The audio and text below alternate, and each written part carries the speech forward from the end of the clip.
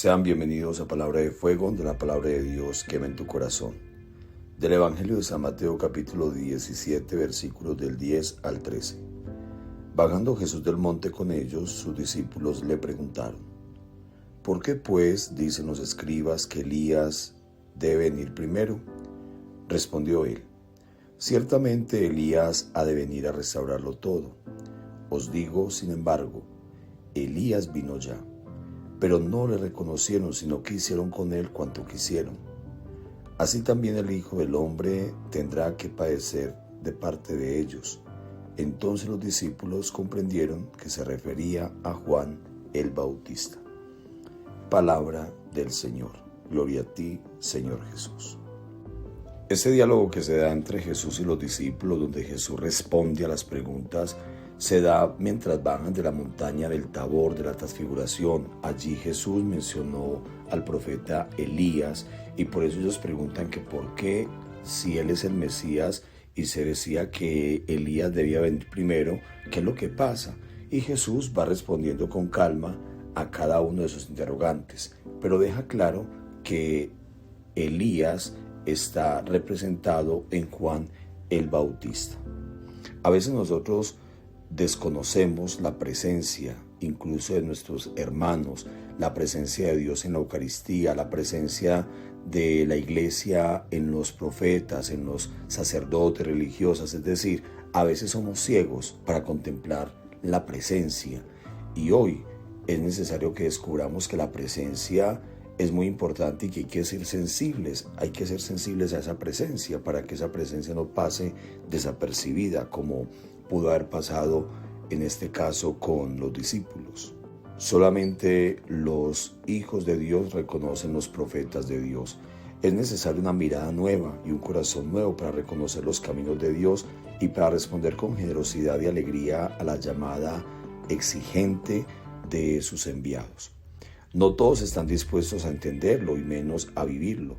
Es más, nuestras vidas y nuestros proyectos pueden estar oponiéndose a la voluntad del Señor, una oposición que puede convertirse incluso en la lucha y rechazo de nuestro Padre del Cielo. Es decir, no solamente puede que no veamos los enviados de Dios, no reconozcamos, sino que también puede que coloquemos nuestros propios proyectos por encima de los proyectos de Dios. Escuchemos.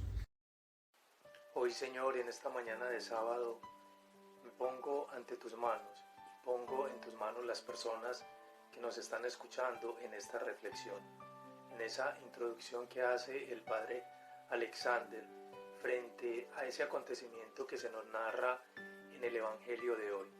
Los discípulos bajaban de la montaña después de haber presenciado la transfiguración del Señor. Y allí es donde está la clave del Evangelio. Es que nosotros tenemos que bajar de la montaña renovados para poder ver al profeta, para poder ver, así como preguntaban los discípulos, que si Elías iba de venir.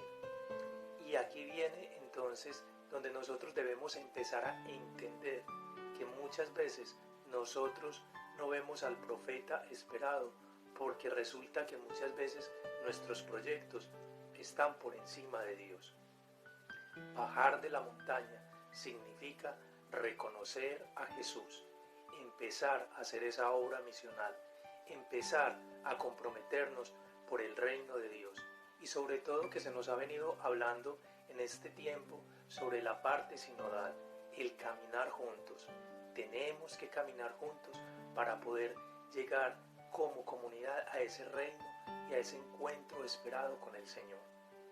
Hoy pues, en este sábado, día del Señor, frente al altar, frente al Señor, nos ponemos ante sus manos para que Él nos ayude, nos guíe por medio del Espíritu Santo y podamos nosotros reconocer en sacerdotes, en religiosas, en laicos comprometidos, en misioneros, esa voz del profeta. Es así pues como en esta oración y en esta pequeña reflexión pidámosle al Señor seguir siendo ese discípulo y celebremos en esta época de Adviento ese encuentro con el niño Jesús que nace en el pesebre. Gracias, Señor, por este momento de oración. Gracias, Señor, porque nos permites escuchar tu palabra y poder reconocer al profeta. Y recordemos como siempre, hoy en este día, garantía del Señor. Ver en nuestro hermano el rostro de Dios.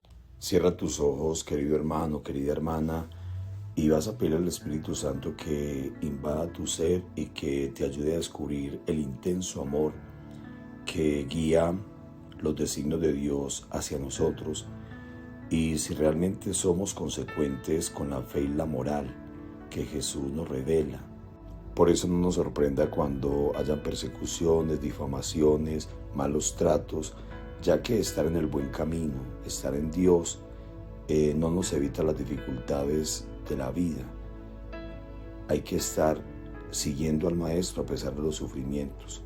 Hoy le pedimos a la Madre del Cielo, a la Reina de los Apóstoles, que interceda también sobre nosotros y sobre aquellos que ejercen el profetismo, para que ellos anuncien la buena nueva de la salvación que nos manifiesta en la presencia de Jesús.